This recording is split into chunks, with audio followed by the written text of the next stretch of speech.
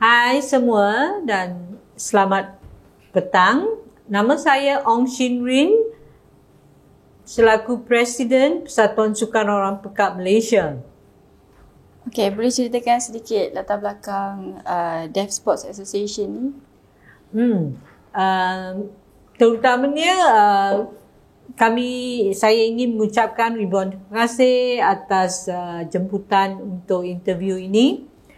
Persatuan kami khas untuk golongan orang pekak di Malaysia dan kami ada 14 ahli gabungan di seluruh Malaysia di mana setiap negeri mempunyai satu persatuan sukan orang pekak. Antaranya kami mempunyai lebih kurang 8,000 ahli-ahli yang di seluruh Malaysia. Tiap-tiap 2 tahun ataupun 2 tahunan kami mengadakan sukan SOPMA ataupun dinamakan sukan kebangsaan orang pekak Malaysia yang diadakan 2 tahunan dan setiap kejohanan ini melihatkan lebih kurang 1,400 pekak atlet yang menyertai sukan-sukan ini. Dan dalam sukan orang pekak Malaysia ini ada berbagai sukan yang akan dipertandingkan. Selain daripada itu, kami juga ada championship kerana kami ingin mendapat what we call filter ataupun talent, bakat-bakat dalam semua jenis sukan ini. Supaya dan apabila dipilih mereka akan menyertai program-program bukan hanya di Malaysia, perlawanan-perlawanan di Malaysia tapi juga di ASEAN, di Asia Pacific dan juga di Deaflympics.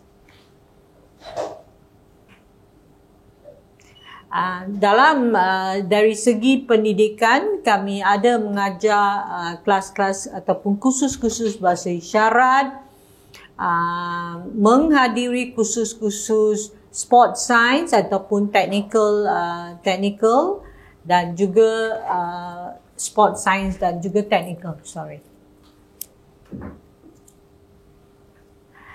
Selain itu, kami mengadakan apa yang dikatakan sukan klinik ataupun coaching klinik untuk menapis bakat-bakat yang ada. Dan tumpuan Persatuan Sukan Orang Pekak adalah dalam ke-6 sukan ini, iaitu bola sepak, athletics ataupun olahraga, bowling, 10 pin bowling, badminton, karate dan juga mountain biking ataupun cycling.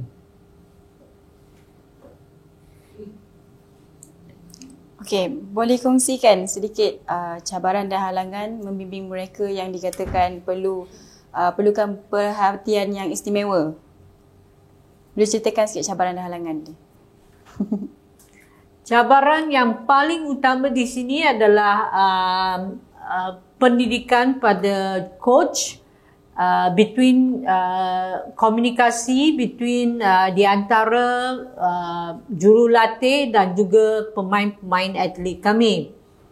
Kerana dibandingkan dengan orang tipikal,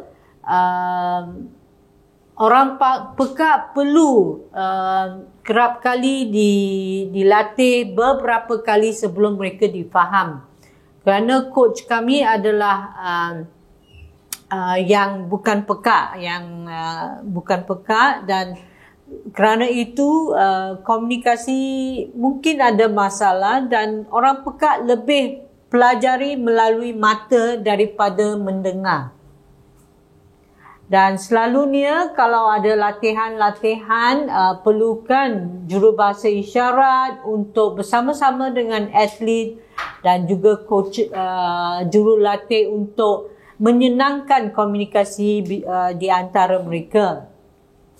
Dan cabaran yang lain adalah di mana mereka kena melihat signal-signal untuk memulakan sukan itu. Jadi kerana bagi yang bukan pekak, mereka untuk start program itu selalunya ada gun kan. Tapi untuk orang pekak adalah what we call it the visual digital signal, di mana dalam track itu ada warna merah, tunggu, kuning, siap sedia, dan hijau, mereka akan terus lari. So itu adalah equipment, peralatan yang digunakan. Bagi football pula, referee kena ada 2 dalam 1, iaitu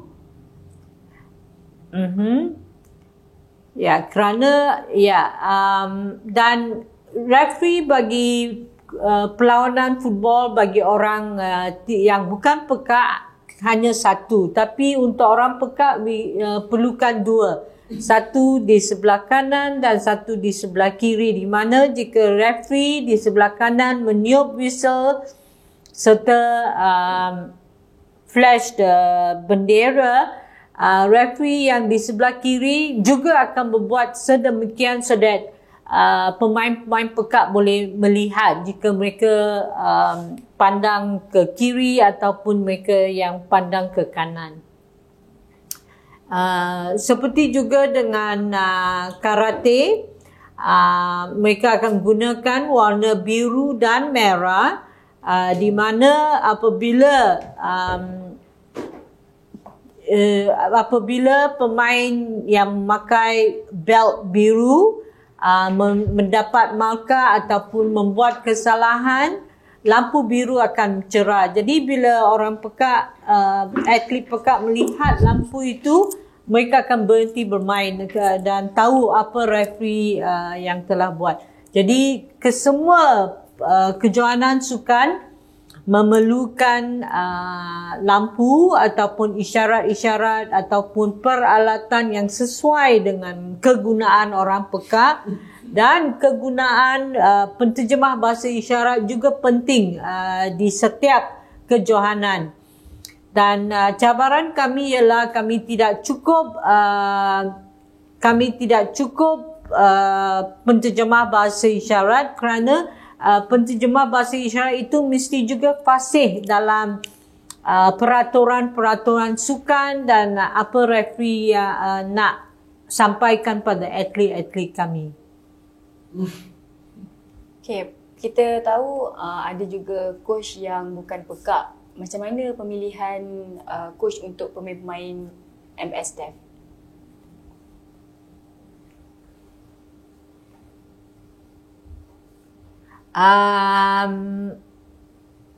Kami ingin melihat cara coach itu melatih ataupun dari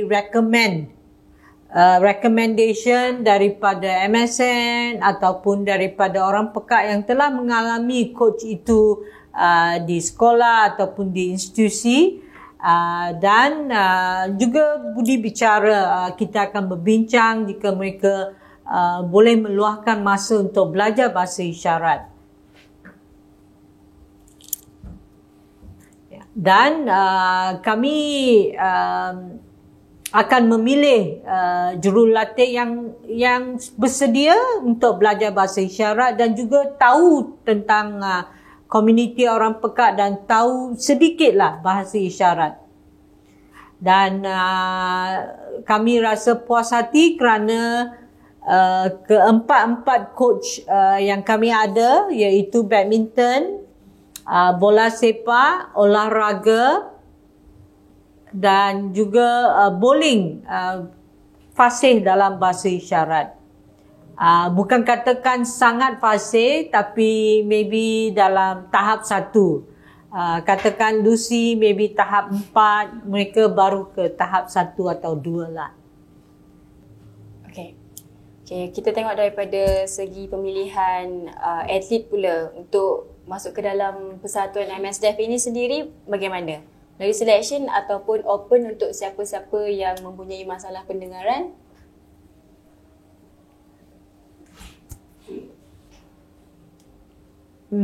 Cara pemilihan adalah daripada ahli gabungan. Kan tadi kita dah berbincang bahawa kita ada 14 ahli gabungan di setiap negeri.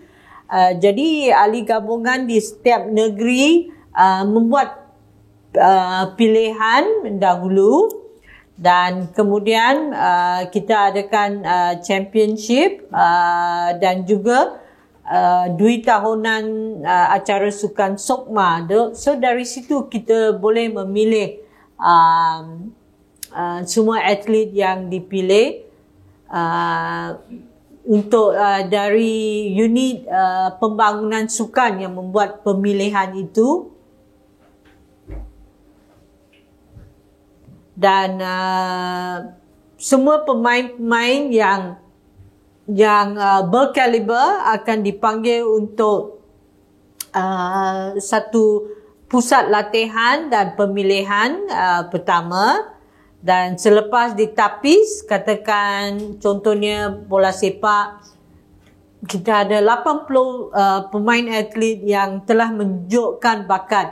Dari 80 kita pergi ke fasa 2, 60, fasa 3, maybe 40, dan fasa yang terakhir kami memilih 25 pemain yang paling berkaliber untuk masukkan pada kamp sukan. Sama juga dengan badminton, melalui 4 fasa sebelum mereka dipilih untuk pertandingan yang akan datang. Pertamanya kita ada evaluation mengenai technical mereka,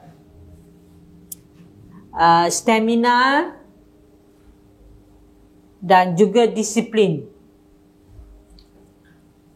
Kalau ada pemain-pemain yang berkaliber tetapi tak ada disiplin yang baik, then kami mungkin tidak memilih dia. Tapi jadi kami nak melihat stamina mereka, dia punya teknik dan juga disiplin. Okey, kita tengok dari sudut pemain itu sendiri.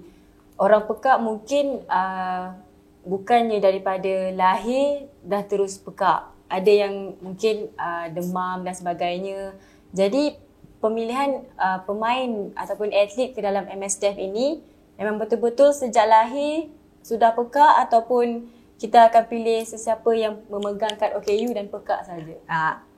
Bagi MSDF adalah open, dan salah satu daripada regulasi adalah mereka perlu lulus dalam ujian hearing test bagi 55 desibel ke atas, dan tidak mereka yang kurang daripada 55 desibel.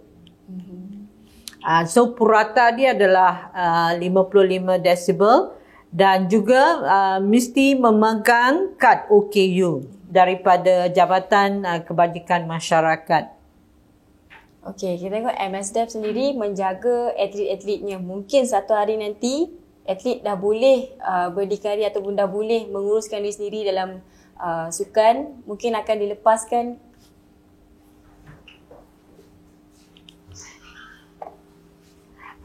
Kami dah rancangkan bagi atlet-atlet yang terbaik.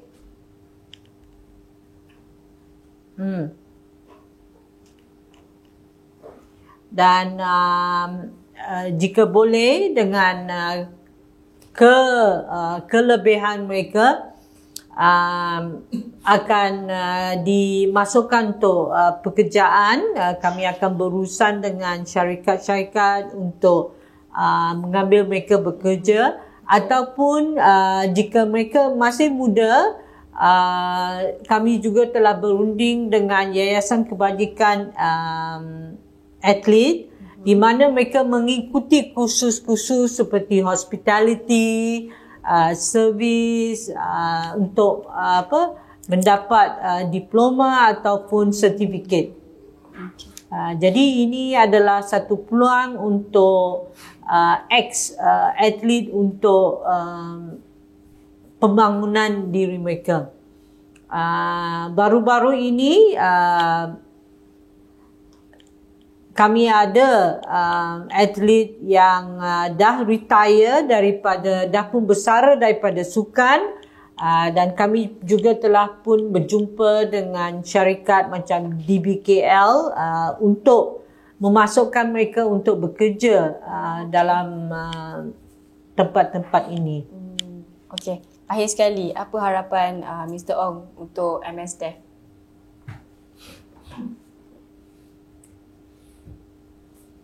Harapan saya adalah melalui kerajaan untuk confirm ataupun mengiktirafkan sukan orang peka setaraf dengan Paralimpik serta sukan tipikal ataupun yang bukan peka. Contohnya macam syakam untuk atlet yang menang pingat emas, pingat perak dan pingat gangsa. Bagi atlet yang bukan peka telah pun mendapat syakam. Tetapi bagi atlet peka, mereka masih belum diiktiraf ataupun di-recognize untuk usaha-usaha mereka walaupun mereka telah memenangi pingat emas, perak dan juga gangsa. Dan jika atlet-atlet pekak disarankan untuk memasuki sukan dengan orang atlet-atlet yang bukan pekak, saya rasa itu pun satu cadangan yang baik di mana mereka boleh bersaing dan membelajar dari atlet-atlet yang lain.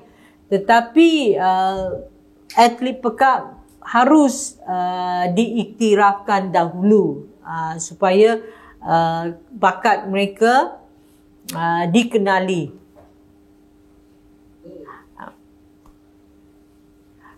Ada macam atlet Paralimpik like Latif dan Datuk Latif dan the short part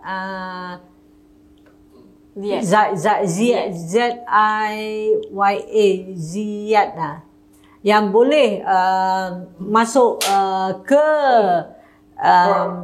bertanding bersama dengan atlet-atlet yang bukan pekak kerana mereka telah pun diiktiraf. Tetapi cabaran di sini ialah atlet pekak kami belum diiktiraf. Thank you. Oh, sudah habis. Okay, thank you. Thank you. Thank you.